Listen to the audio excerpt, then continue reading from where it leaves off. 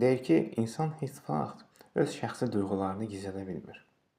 Bu da bəzən səni zəif edir, səni asılı hala salır. Anidən dolursan. Yad bir insanla danışırsan, 30 saniyə, bilmədin 1 dəqiqə. Hiss edirsən ki, oradan dolub. Pis haldadır. Bilirsiniz niyə? Çünki şəxsi aldığı travmaları o qədər bədən boşluqdadır ki, bir istilik qığılcım eşidən kimi dolur.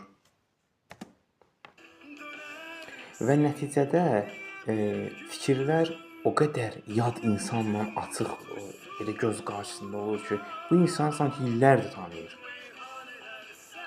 Oturursan, belə bir yandan gülməyə gəlir, bir yandan həmin insan fikirləşirsən ki, bunun bu qədərmi tənhadır, bu qədərmi bunun heç kimi yoxdur, bu qədərmi bu boşluqdadır. Onun səbəbi bilirsiniz nədir? Qarşı tərəfdən o tipli insanlardan istifadə edib kənara atıb və silən insanlar çoxdur. Yəni bir kəlmə rədd edən.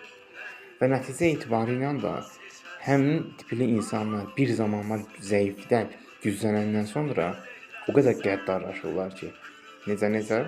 Keçmişin intiqamı.